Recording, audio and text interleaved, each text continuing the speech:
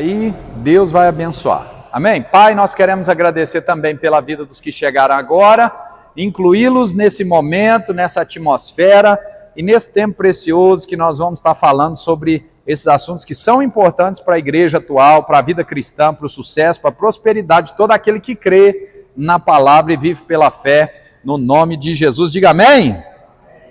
Então vamos ler Hebreus 11.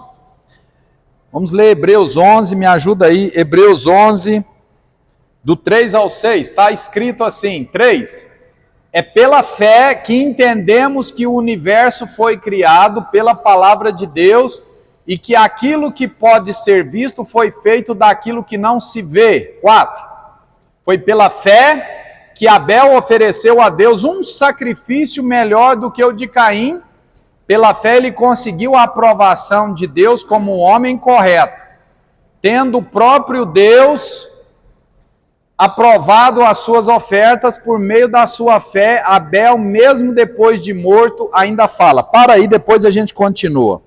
Deixa eu explicar para vocês. Deixa o 3 ali. Pela fé nós entendemos que o universo foi feito pelo poder da palavra de Deus. Quem crê, diga amém. Por que pela fé? Porque não havia, Deus disse haja. Então, se Deus disse haja do nada, pela fé nós entendemos que tudo que existe foi criado. Diga glória a Deus. Então, isto é uma palavra que nos direciona pela fé. De Gênesis, do livro de Gênesis da criação, desde o capítulo 1, Apocalipse, nós temos entendimento que nós vivemos pela fé. Tudo que fazemos é pela fé concernentes à palavra de Deus. Não tem outra forma de nós andarmos senão pela fé. Ok. Aqui no livro de Gênesis, depois que Deus criou todas as coisas e colocou o homem no jardim do paraíso, atenção, aqui no capítulo 2, diz que acabados os céus e a terra, no versículo 1, e todo o seu exército, e havendo Deus terminado no dia 7º, a sua obra que fizera, descansou nesse dia de toda a sua obra que tinha feito, abençoou Deus o dia 7º e santificou, porque nele descansou de toda a obra que como Criador fizera. Amém? Ok, pergunta, Deus fez, eu tenho que ser um pouco mais objetivo nisso aqui, mas veja, Deus fez tudo em 7 dias, diga amém. A pergunta é, foi em 7 dias de homem ou 7 dias de Deus? Nós temos que entender como é que esses 7 dias aconteceram. Porque é importante a gente entender que o livro de Salmos diz que 1000 anos para Deus é como um dia, e um dia como 1000 anos. Então, foi 7 dias de Deus ou foi 7 dias de homem? Uma boa pergunta para nós, sim ou não? Ok. Nós que vivemos aqui na Terra, nós ouvimos falar que o mundo tem milhões de anos. Quem já ouviu falar milhões de anos? A Terra tem milhões de anos e tudo tem milhões de anos. Mas a verdade é quanto tempo existe a Terra a partir do princípio bíblico, da criação? Quanto tempo? Desde a criação até os nossos dias atuais. Quanto tempo a Terra existe desde a criação até os nossos dias atuais? Alguém pode me dizer com certeza? Quantos? Já são 6.100 e alguma coisa. Então nós estamos aí 6.000 anos da criação. Mas ouve-se falar de milhões, bilhões de anos que os cientistas falam que a Terra existe. Você já ouviu falar isso? Você acredita nisso, sim ou não? Depende do ponto de vista que nós vamos olhar. Porque, veja, a Terra foi criada e tudo foi estabelecido em 7 dias, mas aqui, a partir do princípio que Deus criou os luminares, houve dia e noite. Então, passou-se a contar a partir da criação do Sol, aqui na criação de Gênesis. Então, é dias de homem mesmo. Então, nós entendemos que a Terra foi criada em 7 dias de homem, partindo do princípio dos luminares. Entendeu isso aqui? Ok. Então vamos lá. Então a Terra, desde a criação de Gênesis. Pastor, e o que houve antes de Gênesis? Não tem nada relatado aqui que a gente possa dizer que houve dinossauros, houve um outro planeta, ou não tem nada registrado aqui, nada. Mas houve uma situação muito complicada. No livro de Ezequiel diz que houve uma guerra no céu, quando o arcanjo foi expulso do céu, Lúcifer, e os seus demônios, os seus anjos caídos que entraram na conversa de Lúcifer. Então foi expulso. E ali, a Bíblia diz que Deus sapecou ele, queimou ele. Olha, muita coisa aconteceu nessa expulsão dos anjos do céu. E a Bíblia diz que a terra era sem forma e vazia. Se você me perguntar, você tem base bíblica para dizer isso? Não, mas eu acredito por entendimento que quando os anjos foram expulsos, houve uma rebelião, por isso a terra se achou sem forma e vazia. Eu acredito que houve uma grande destruição, já vi um outro projeto, eu acredito, isso é meu, tá? Se você fala, o que você acredita? Eu acredito que havia um outro projeto, e aconteceu algumas coisas, mas quando os anjos foram expulsos, houve uma catástrofe de fato, e aquilo que existia deixou de existir, e aí nós temos Gênesis, Deus criando a terra do nada para o homem. Agora já é a criação de Deus para o homem na terra, amém? Não criou para anjo, tá? Nós temos que entender uma coisa, porque o mundo dos anjos sempre houveram antes da criação da terra, porque já havia anjos. Então o mundo espiritual, anjos, arcanjos, eles sempre existiram, dado uma criação que eu não sei, mas quando eu chegar lá no céu eu vou perguntar. Mas já existia. Agora, depois da rebelião que houve toda essa situação, nós temos Gênesis, Deus criando agora o sistema para nós. Agora já é a criação de Deus para nós e o sistema. Bom, aí Deus descansou, terminou tudo. No capítulo 2, Deus está falando que como ele criou o homem, né? Então ele já tinha terminado, descansou, fez tudo, mas no capítulo 2 ele explica como é que ele criou o homem, fez o casamento do homem, Adão e Eva, explica como isso aconteceu. Está aqui a base do princípio do casamento na igreja, que é aquilo que eu sempre ensino. O primeiro casamento foi no Jardim do Éden. Foi Deus levando a sua filha Eva para o seu filho Adão. E ali casaram, se tornaram-se uma carne só. Então, casamento no civil é obrigatório. Por que é obrigatório? Porque se nós não pedirmos o documento do civil, o povo é custoso, eles não casam no civil, eles casam na igreja e acham que isso já é o suficiente, e pela lei civil do homem, não dá direito à mulher, né? Então ele tem que casar no civil, para depois vir para a igreja. Mas para mim, primordial é o casamento da igreja. Primeiro casamento é o do religioso, só que o coração do homem é endurecido, então a gente pede o documento para depois fazer o religioso, porque senão eles não fazem. É muita gente que burlaria o sistema das leis do homem aí e tiraria o direito da mulher. Isso poderia trazer problema para a igreja depois, né? Eu casei lá na igreja e tal, né? Mas primeiro então é o civil. Aí nós temos a queda do homem, Adão e Eva entrando no pecado. Até no capítulo 3, não se ouve falar de dízimo, primícia e ofertas. Diga amém. Nada, zero. Criação, homem, casamento, queda do homem. Não tem nada, não há relatos que Adão ofertava, entregava dízimo, entregava nada. Não tem nada, zero de nada. Até mesmo porque ele estava numa comunhão com Deus em outro nível, de ver e ouvir Deus. Amém, irmãos? Ele andava na presença de Deus. Vocês estão entendendo isso aqui? Está claro? Então, não havia nada disso. Não se falava com Deus pela fé. Adão via e ouvia Deus. Deus aparecia na viração do dia para falar com o homem. Está claro isso aqui? Não tinha nada de fé de Adão. Adão, até esse princípio, ele foi criado adulto, Eva também. Eles não nasceram na fé.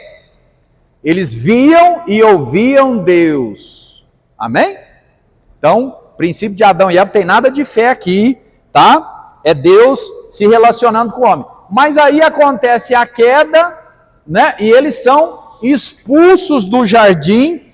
E aqui em Gênesis 2:20, e deu o homem o nome de Eva, sua mulher, por ser a mãe de todos os seres humanos. Fez o Senhor Deus vestimentas de peles para Adão, sua mulher, e os vestiu. Está lá. Vestimentas de animais. 2:20. Eles e achavam ajudador e fosse como... Está ali? Está escrito aqui? Gênesis 2:20. E deu o homem o nome... 2:21. E fez o Senhor Deus vestimentas de pele. Está lá. Deus tirou uma das suas costelas. Não, o que é isso aqui? Não, é Gênesis 3:21. 3:21. E o Senhor Deus fez roupas de peles de animais para Adão e sua mulher se vestir. Aqui está o sangue de Jesus. Nós acreditamos que aqui Deus tirou a veste do cordeiro, a pele do cordeiro, simbolizando o sangue de Jesus cobrindo o pecado. Esse é o texto que nos dá base para acreditar pela fé que aqui Deus já revelava Jesus, o sacrifício de Jesus na cruz do Calvário. Um cordeiro sem pecado.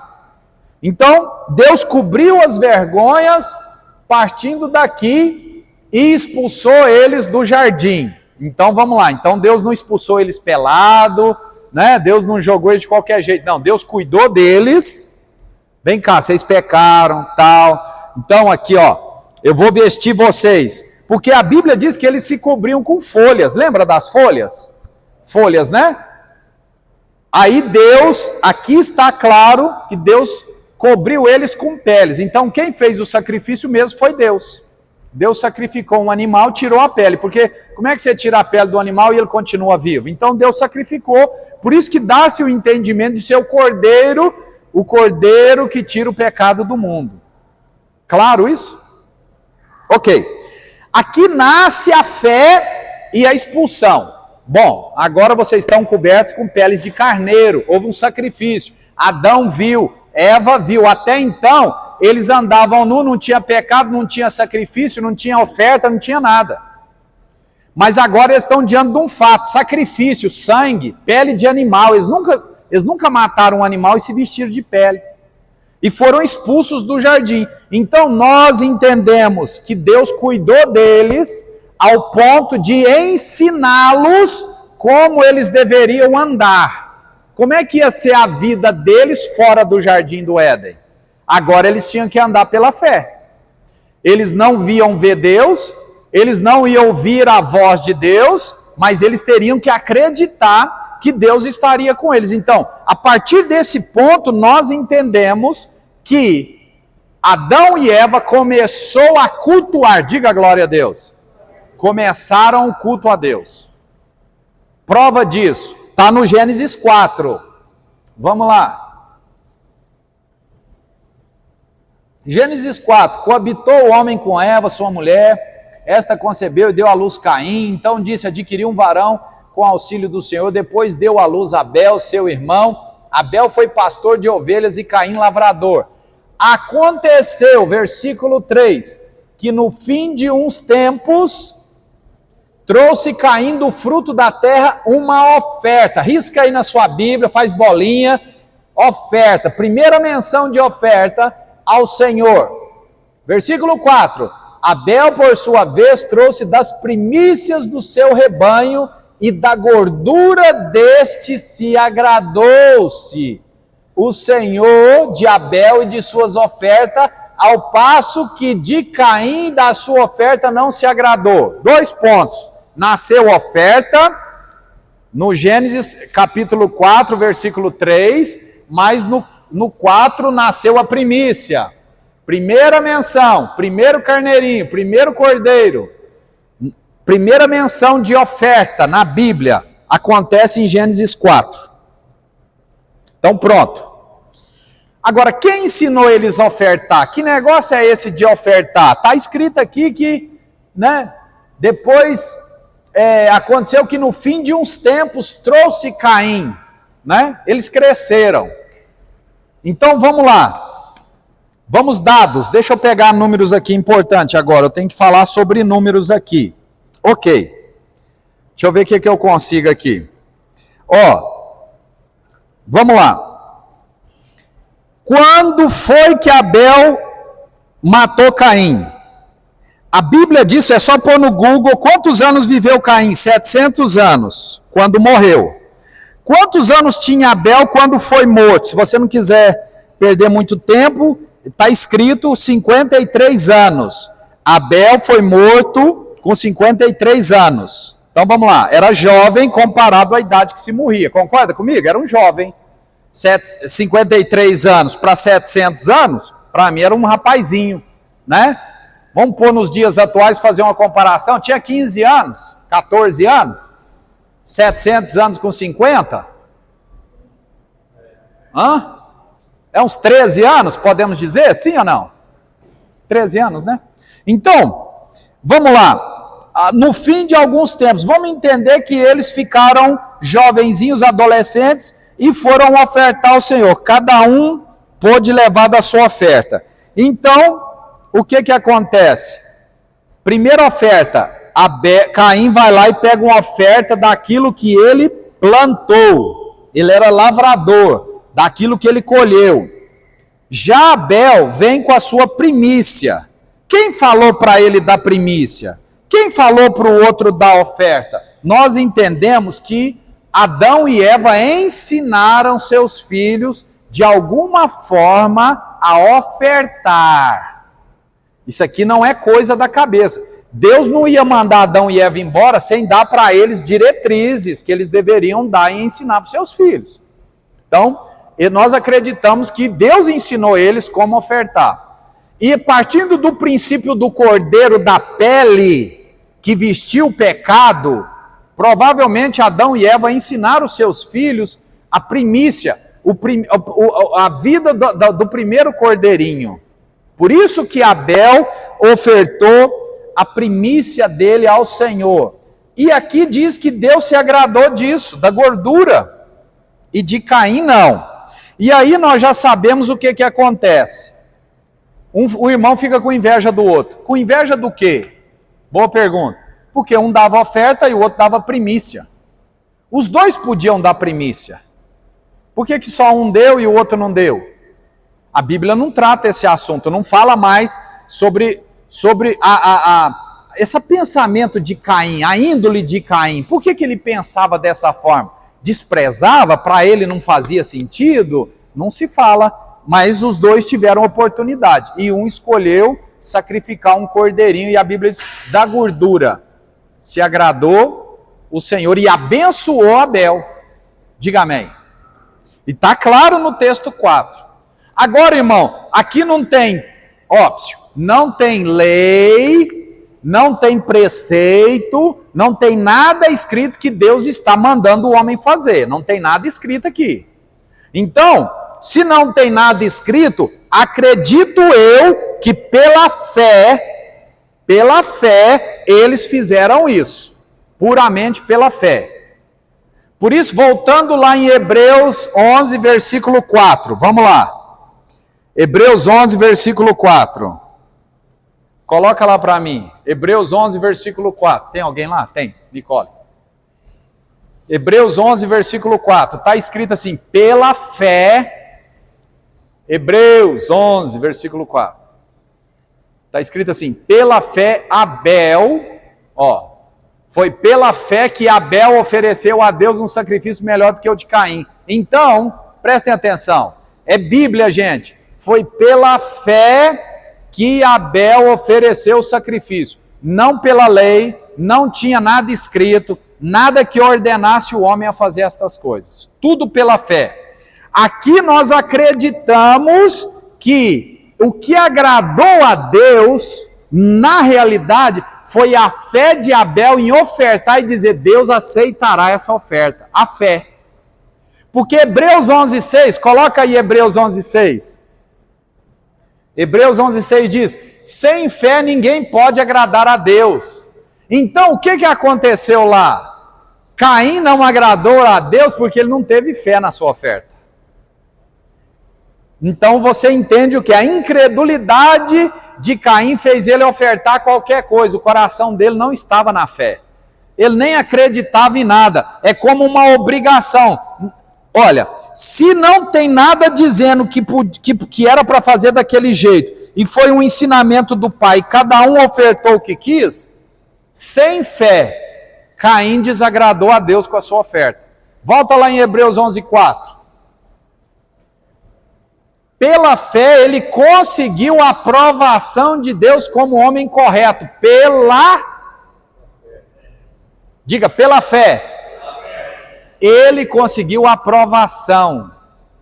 Gente, nós só podemos agradar a Deus quando nós fazemos com fé. Tudo que nós fazemos na vida e sem fé não se agrada a Deus. Porque nós lemos ali no Hebreus 11:3 que a terra, tudo que existe foi criado pela fé. Porque foi criado do que não existe. Romanos 4:17, coloca lá para mim. Romanos 4:17 diz que Deus chama à existência as coisas que não existem como se já existissem. Olha lá, está escrito ali, ó. O Deus que ressuscita os mortos e faz com que exista o que não existia. Esse é o Deus que nós cremos, chama a existência. Então a fé, o que ela faz? Ela faz com que Deus crie as coisas que não existem para abençoar o povo que crê pela fé. Diga amém. Então, e ficou claro que sem fé é impossível agradar a Deus, sim ou não? Desde o início, Deus está revelando a fé ao seu povo. E tudo deveria ser feito pela fé. Ok. Gênesis 4. Ok. Caim matou Abel. Nós temos a descendência dos dois. Gênesis 6. Deus está falando sobre a destruição do mundo e o dilúvio. Então vamos lá. Números. De Adão até o dilúvio, ó. De Adão até o dilúvio da corrupção. Ó. Então vamos lá. De Adão até o dilúvio. Adão morreu com 930 anos, Noé com 950. O dilúvio começou com Noé com 600 anos. E o dilúvio durou 1 ano. A verdade exata é que entre encher a terra, matar todo mundo, esvaziar a terra e secar tudo, demorou 1 ano. E depois Noé viveu mais 350 anos. Então, do dilúvio até Abraão, em média foram de 430 a 500 anos. Não tem exatidão. Então vamos entender que foi 500 anos. Acabou o dilúvio, Noé morre, começa a povoar a terra, viveu mais 350 anos, gerando filhos, filhas e tal. Se passaram 500 anos, aí aparece Abraão. Diga amém. Ok. Antes de finalizar isso aqui, antes de passar para esse tema aqui de Abraão, que é o nosso pai na fé, e não fala que Abel é o nosso pai na fé, e ele recebeu o testemunho, eu acredito que por ele ter morrido com 53 anos, aproximado, houve uma interrupção do projeto de Deus na vida de Abel. É como arrancar um bebê do útero. Arrancou ele da terra, cortou. Houve uma interrupção. Se Caim viveu 700 anos, Abel poderia viver 700 anos também. Então faltou 650 anos para Abel viver na terra. O que Deus não teria feito através da vida de Abel? Gerado uma descendência, um povo forte, um povo pela fé. Dizer que Abel talvez seria o nosso pai na fé? Não sei. Mas pela atitude dele lá atrás, ele já agradou a Deus. Amém? Vocês entenderam aqui? Que ele já agradou a Deus pela fé? Poderia ser? Pode, mas morreu. Aí, O texto de Hebreus 11, versículo 3, coloca lá. Hebreus 11, versículo 3. Fala que mesmo morto, Hebreus 11, 3, pela fé entendemos, não, é versículo 4.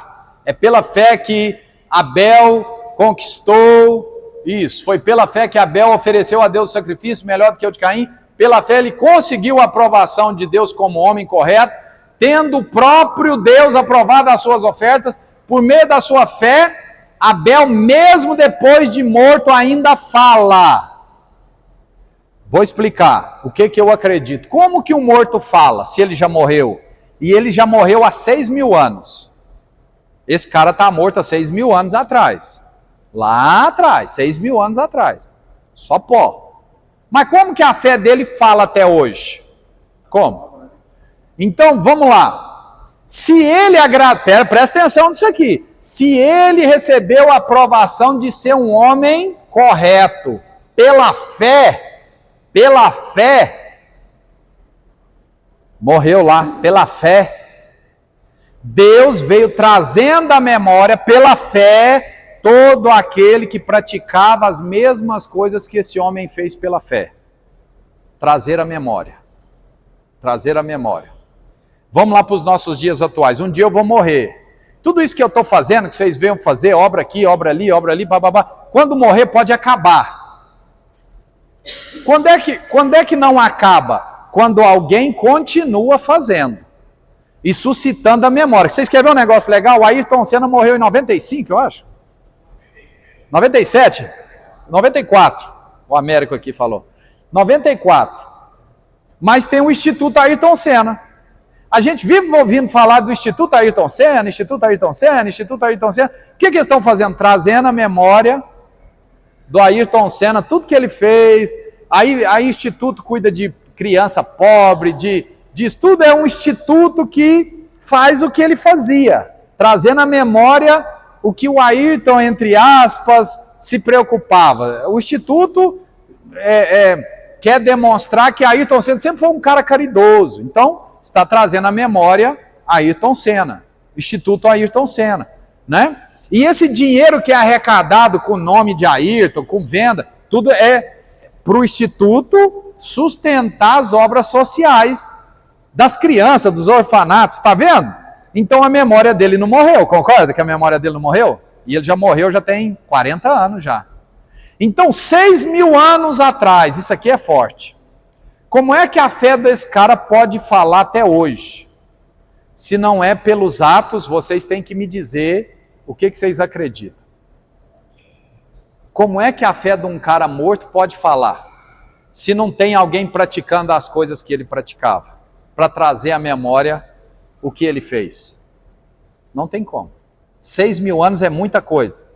6.000 anos. Nós vamos entrar na escravidão do Egito 430 anos. 430 anos, a Bíblia diz que esqueceram-se de José. 430 anos. Esqueceram-se de José e fez o povo se tornar escravo do Egito. O que isso significa? 6.000 anos, a fé do cara ainda fala até hoje. Presta atenção nisso. 6.000 anos se passaram. Então, aqui agora nós vamos entrar no nosso pai Abraão. Então o dilúvio aconteceu, morreu toda a humanidade. Deus se arrependeu e iria destruir toda a terra. Aqui no livro de Gênesis capítulo 6, versículo 6, diz, então se arrependeu o Senhor, vê lá, ficou muito triste por haver feito os seres humanos, o Senhor, e ficou tão triste que com o coração tão pesado, no versículo 7, que disse, vou fazer desaparecer da terra essa gente que criei, também todos os animais, os seres que se arrastam pelo chão, as aves, pois estou muito triste. Na verdade, esse relato diz que Deus ia destruir toda a criação mesmo. Tudo que o planeta ia deixar de existir. Mas, aí, aqui nós temos agora a Bíblia relatando que um homem, versículo 8, porém Noé achou graça diante dos olhos do Senhor. mas Deus aprovava o que Noé fazia. Olha aí para você ver. Veja o que acontece. Gente, isso aqui é muito sério. Isso aqui é muito sério. Só para você entender, Deus ia destruir toda a humanidade, ia acabar com tudo, zero, acabou, não existia mais. Mas por causa de um homem, de uma família, Deus começa uma nova história de novo. E aí nasceu Noé, o homem do dilúvio. Nunca tinha ouvido falar de chuva, nada. E tem que construir uma arca porque Deus ia fazer chover na terra. Diga amém. Gênesis 7, tinha Noé, Gênesis 7, versículo 6, coloca aí. Tinha Noé 600 anos de idade. Tinha Noé 600 anos de idade quando as águas do dilúvio cobriram a terra. Gênesis 8, 13. Sucedeu que no primeiro dia do primeiro mês do ano 601, as águas se secaram. Ó.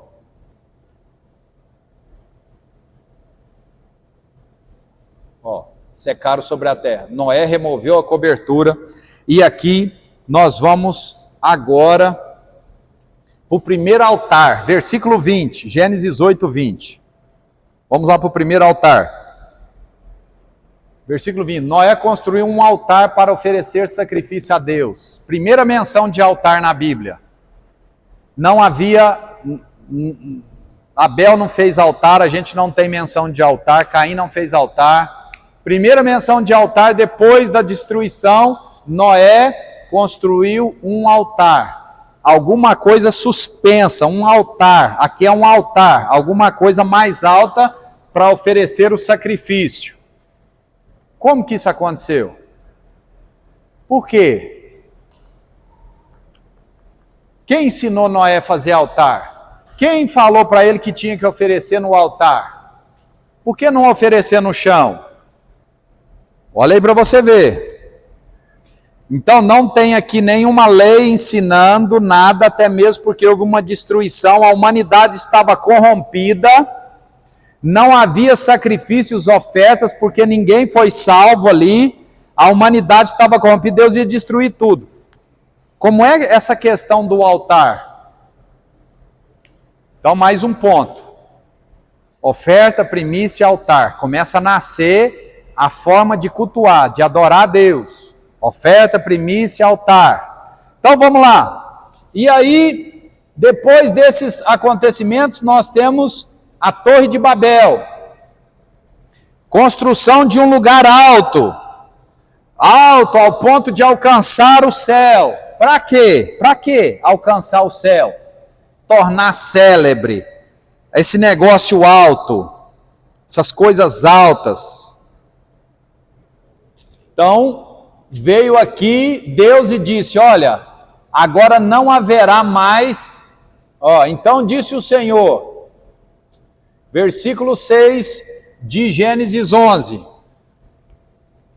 e o Senhor disse, eis o povo é um e todos têm a mesma linguagem, isto é apenas o começo, agora não haverá restrição para tudo que intentarem fazer.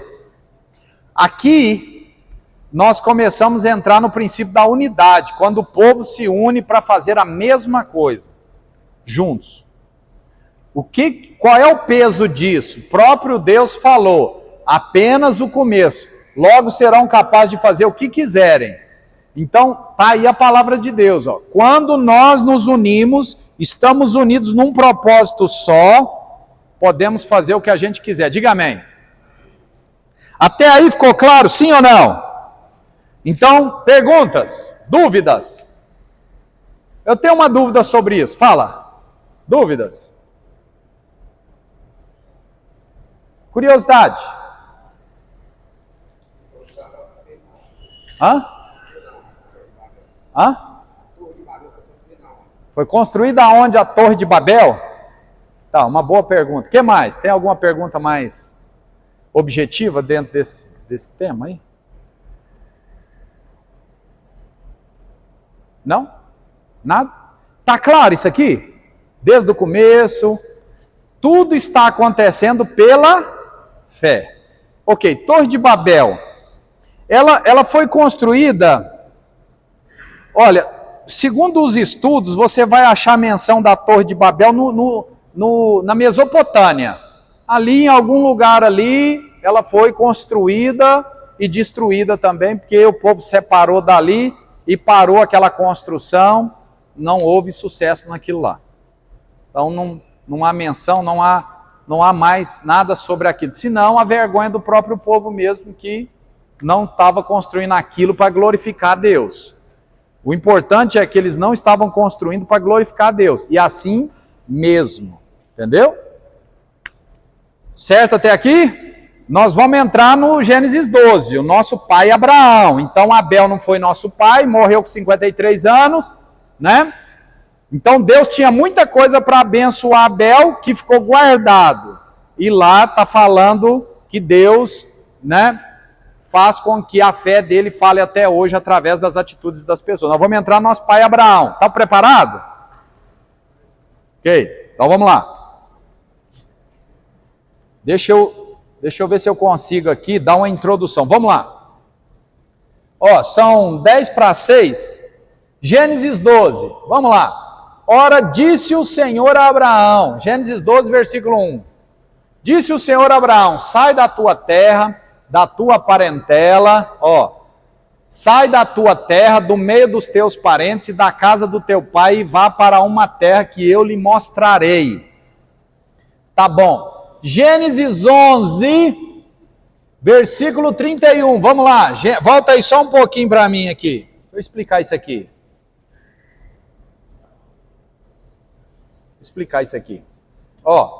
A história do pai de Abraão começa em Gênesis 11, versículo 22. O pai de Terá, que era o avô de Abraão, é o Naor, Gênesis 24. Viveu Naor 29 anos, gerou Terá, o pai de Abraão. E depois que gerou a Terá, viveu Naor 119 anos e gerou filhos e filhas. Viveu Terá 70 anos e gerou Abraão. Aí, olha aqui, Gênesis 26. O pai de Abraão, olha para você ver como é que funcionava aquilo ali, 26. 11:26. 11:26, coloca aí. Depois que completou 70 anos de idade, Terá foi pai de 3 filhos: Abraão, Naor e Harã. Naor era o avô, então ele deu o mesmo filho, o nome do filho ao do avô dele. Então era Naor neto, diga amém, Naor neto. Porque Naor era o pai de Terá. Versículo 26. Então, Terá gerou Abraão, Naor e Harã. Naor neto e Harã. Versículo 27. São essas gerações de Terá. Terá gerou Abraão, Naor e Harã. Harã gerou a Ló. Então o pai de Ló era Harã. Morreu Harã na terra do seu nascimento, em Ur dos Caldeus, estando Terá seu pai ainda vivo. Abraão e Naor neto tomaram para si mulheres. A de Abraão chamava-se Sarai, e a de Naor, Milca, filha de Harã, que foi pai de Milca e de Iscá. Sarai era estéril, não tinha filhos. Tomou Terá a Abraão seu filho, e a Ló, filho de Harã, filho de seu filho, e a Sarai sua nora, mulher de seu filho Abraão, e saiu com eles de Ur dos Caldeus para ir à terra de Canaã. Subsentende que Naor neto não foi, então foi só Terá, o pai de Abraão, a mãe de Abraão, Abraão e o Ló. Saíram de Ur dos Caldeus para ir à terra de Canaã. Está aqui, versículo 31.